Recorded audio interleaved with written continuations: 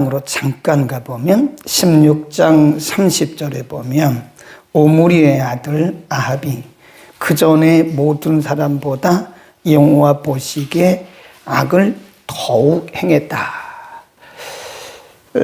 이전의 왕들보다 그 앞에 7명의 왕들이 통치를 했었는데 그 이전의 왕, 아합 이전의 왕들보다 훨씬 더 악하고 겉으로 드러난 이스라엘의 모습을 보면 우상 숭배가 더욱 극심하고 악은 악대로 더욱더 심해지고, 표면적으로 나타난 역사를 보면 이스라엘은 소망이 없어요. 계속해서 이 죄의 악순환입니다. 계속해서 악순환 되어지고 하나님의 말씀과 역행하고, 그러니까 인간적으로 보면 혼돈, 그리고 소망이 없는 그런 상황이죠.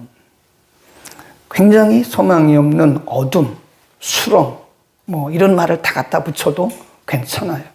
아합이 통치할 때는.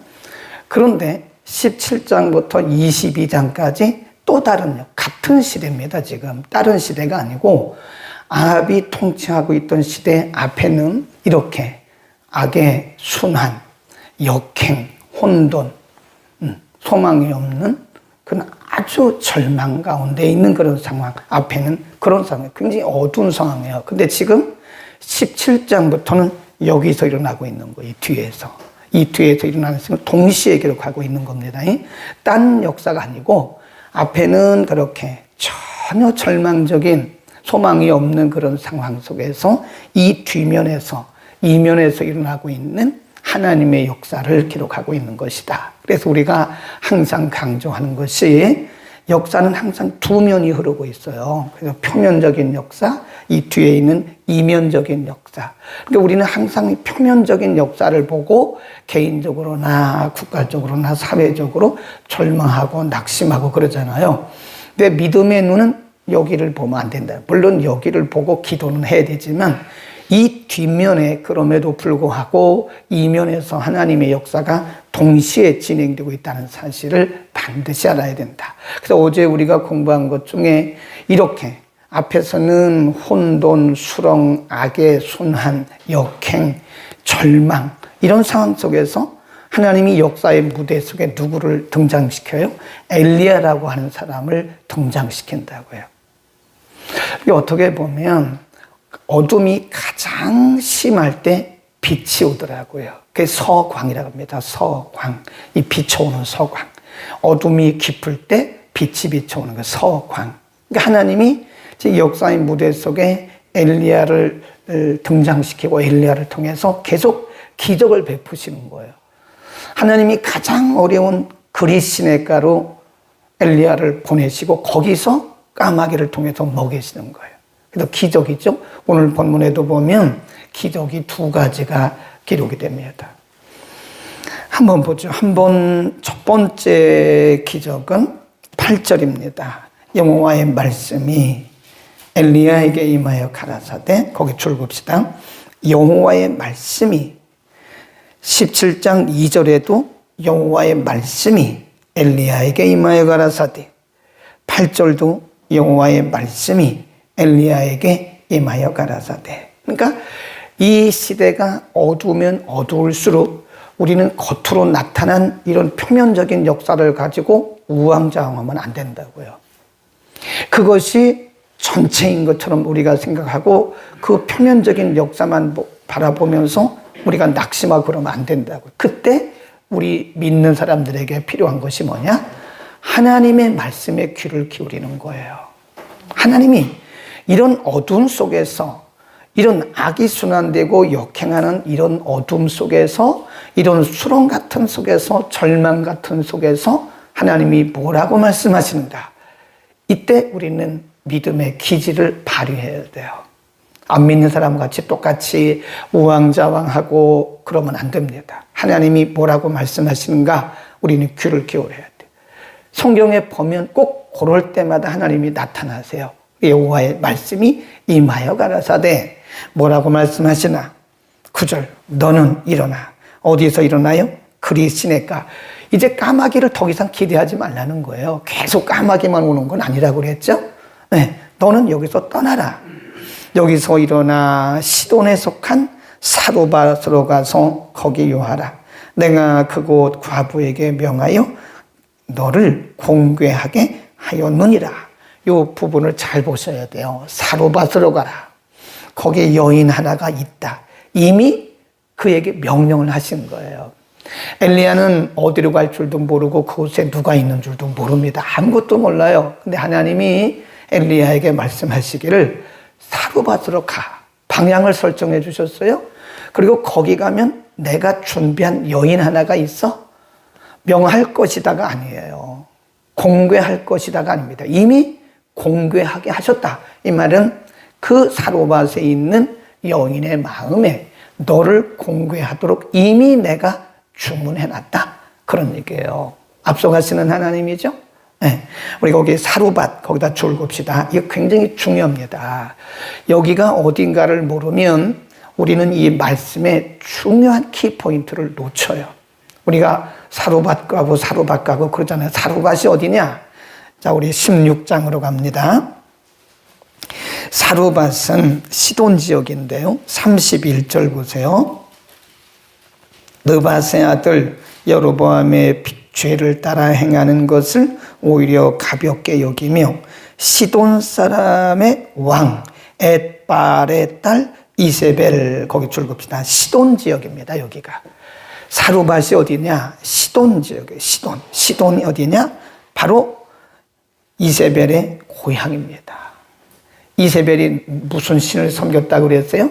이세벨은 아세라 신을 여신을 섬기는 곳이에요. 그러니까 지금 하나님이 참 하나님도 하시는 일을 보면 우리가 이해할 수 없는 일을 하세요. 아니 다른 지역으로 보내셔야지 보내실 것 같으면 왜 사로밧으로 보내요? 사로밧은 이방 땅이라고요. 누구의 고향이요? 이세벨의 고향이라니까요. 그 악한 여인 이세벨의 고향입니다. 그곳에서 보내서 어떻게 하시려고요? 이방 땅에 보내셔서 어떻게 하시려고요? 그런데 바로 그 이방 땅에서 하나님께서 기적을 베푸심으로 그곳 여인이 이방 여인이 이세벨을 통해서 그리고 그 지역 사람을 통해서 이 사로밧 과부를 통해서 하나님의 하나님 되심이 드러나게 되는 거예요. 그러니까 하나님의 기적은 평범한 데서 안 일어나요. 그리고 우리의 인생 여정 가운데 이 평범할 때 물론 모든 것이 다 기적이죠. 여기서 말씀하는 기적은 특이하게 가시적으로 드러나는 기적은요, 평범할 때 안 일어납니다. 이런 데서 일어나는 거예요. 사람들이 바라볼 때 끝이야. 이건 절망이야. 이건 혼돈이야. 라고 생각하는 그런 속에서 하나님의 기적이 일어나는 거예요. 그러니까 하나님이 우리에게 행하신 일을 보면요, 굉장히 모순된 것을 볼 수 있어요. 그러니까 우리가 순리적으로 갈 때는 하나님의 뜻을 찾기가 힘들어요. 우리는 반대로 잘 되고 순리적으로 되면 하나님의 뜻이라 그러잖아요. 근데 반대라니까, 반대. 우리의 생각과 전혀 다른 방향으로 일들이 펼쳐질 때 바로 그곳에 하나님의 기적이 나타난다. 그런 거예요. 사로밧으로 가라. 내가 거기 한 여인을 통해서 너를 공개하게 하였느니라. 엘리야가 일어나 사로밧으로 가요. 거기서 한 여인을 만납니다. 그에게 뭐라 그러냐면 청컨대 그릇에 물을 조금 가져다가 나로 마시게 하라. 저가 가지러 갈 때에 엘리야가 저를 불러 가로되 청컨대 내 손에 떡 한 조각을 대개로 가져오라. 저가 가로되 당신 하나님 여호와의 사심을 가리켜 맹세하노니 나는 떡이 없습니다. 다만 통에 가루 한 움큼과 병에 기름 조금 있습니다. 그래 지금 병에 기름 조금 남은 거 그거 마지막, 그리고 이 가루통에 그거 한 움큼 있는 거 그거 하고 떡을 만들어 내 아들하고 먹고 이제는 죽으려고 그럽니다. 이게 마지막이라는 거예요. 마지막. 가뭄이 얼마나 극심했을까요? 근데 엘리야가 뭐라고 말을 하냐면 13절에 엘리야가 저에게 이르되 두려워하지 마라. 가서 내 말대로 하여 먼저 그것으로 나를 먹게 하라. 이건 정말 이해할 수 없는 일이죠. 그 과부에 우리가 보통 벼룩의 간을 빼먹는다 그러잖아요. 벼룩의 간을 빼먹는 거죠. 아무리 하나님이 사람이라도 그렇지. 이 과부가 분명히 말했잖아요. 그 가루 한 움큼 기름 조금 가지고 그거 떡 만들어 먹고 이게 마지막 음식이 이게 마지막 먹고 죽으려고 그러는데 아니 그거를 가져다가 나로 먼저 먹게 하라니 그러면 이건 일반적으로 볼 때 100% 마음의 상처를 받습니다. 이건 있을 수가 없는 일이죠. 그런데 이 과부가 순종을 해요. 그랬더니 거기 기적이 일어납니다.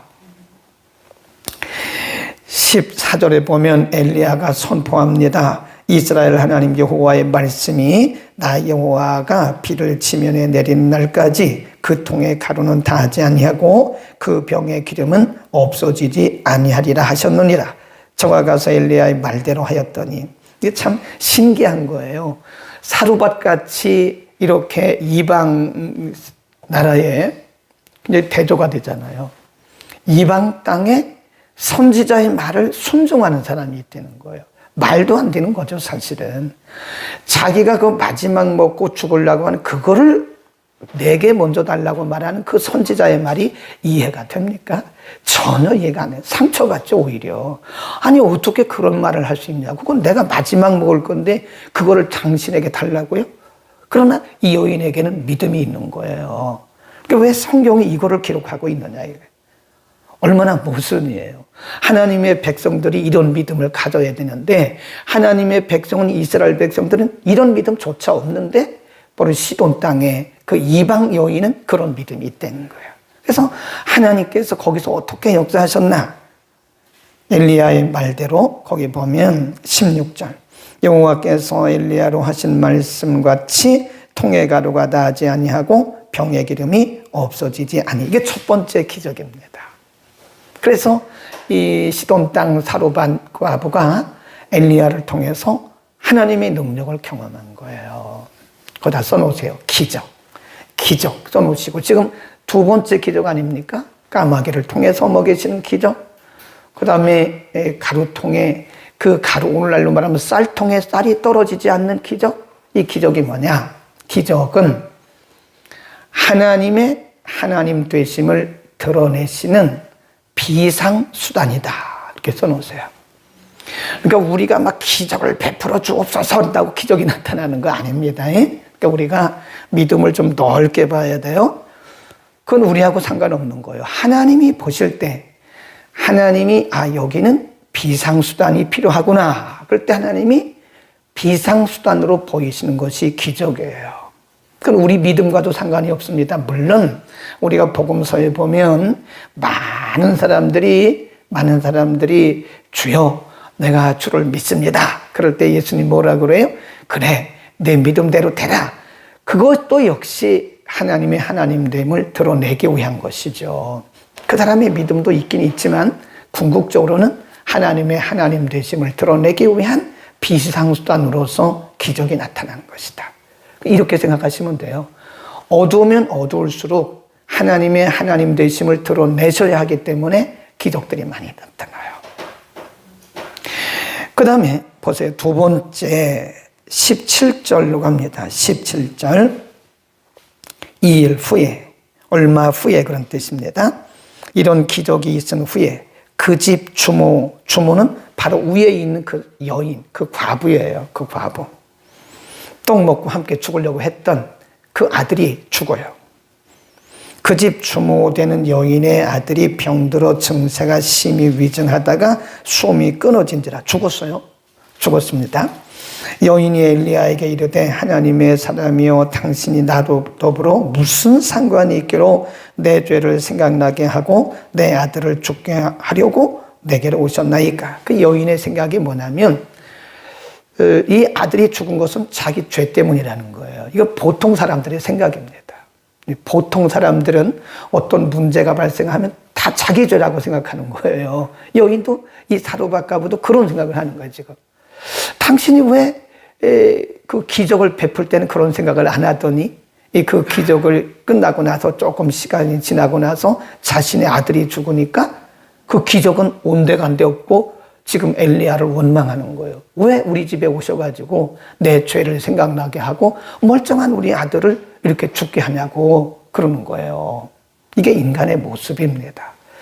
그때 엘리야가 9절입니다. 엘리야가 저에게 그 아들을 달라 하여 그를 그 여인의 품에서 취하여 안고 자기의 거처하는 다락에 올라가서 자기 침상에 뉘고 여호와께 부르짖어 가로되 나의 하나님 여호와여 주께서 또 내게 우고하는지 과부에게 재앙을 내리려 그 아들로 죽게 하셨나이까? 엘리야 자신도 사실은 이 일에 대해서 잘 몰랐어요. 하나님 이게 웬일이래요?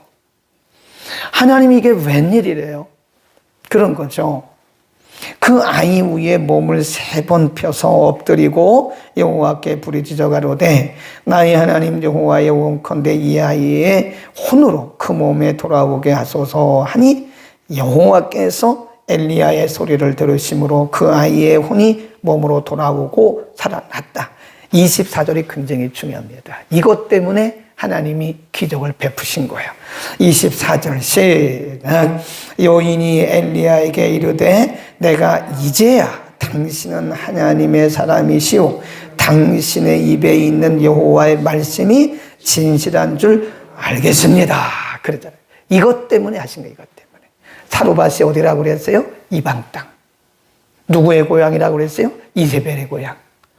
그러면 이런 소문들이 다 누구에게 들어가겠어요? 이세벨에게 들어가죠. 아방의 왕, 그 악독한 왕비 이세벨에게 이런 소문이 들어가지 않겠어요? 이 과부의 말이 안 들어가겠어요? 바로 이거예요. 하나님이 이세벨의 고향 저 시돈 땅 사르밧에 있는 무명의 여인을 통해서 하나님의 하나님 되심을 고백하게 하신 거예요. 첫 번째도 잘 몰랐어요. 두 번째 기적을 경험하고 나서 사르밧 과부가 고백하는 거예요. 당신은 진정한 하나님의 종입니다. 그리고 당신이 말했던 그 말이 하나님의 말씀인 것을 내가 인정합니다. 그러잖아요. 그래서 하나님의 하나님 되심이 드러난 것이다. 그러니까 여러분, 우리에게 어떤 기적이 일어날 수 있어요. 물론 매일이 기적이죠. 그러나 여기서 말씀하는 기적은 가시적인 기적이나 그건 우리의 믿음과는 우리의 믿음이었다고 간증하면 그 간증이 잘못한 겁니다. 우리는 내가 기도했더니 그런 말을 많이 하잖아요. 내가 기도해서 그런 거 아니에요. 물론 하나님이 우리의 기도를 들으셨죠. 여기도 보면 엘리야의 기도를 들으셨어요. 그런데 그거를 부각시키면 안 된다는 거예요. 하나님이 이렇게 말해야 돼요. 하나님이 응답하셨다. 하나님의 하나님 되심이 드러나게 해야지 인간이 부각되는 그것은 진정한 간증이 아니다. 우리에게 기적을 베푸신 것은 바로 하나님의 하나님 되심을 드러내기 위한 하나님의 가시적 비상수단이다. 반드시 기억하시길 바랍니다. 우리를 통해서 하나님은 하나님 되심이 드러나기를 원하시는 거예요. 그러니까 우리를 내드려야 돼요. 절망하지 말자고요. 낙심하지 말자고요. 포기하지 말자고요. 하나님은 어떤 상황 속에서도 그분의 그분 되심을 드러낼 수가 있어요. 그게 바로 기적입니다. 그러니까 우리가 하나님을 의지하고 하나님을 신뢰하는 거죠. 근데 의외로 우리는 그걸 잘 못합니다. 표면적인 것만 보고 살아가요.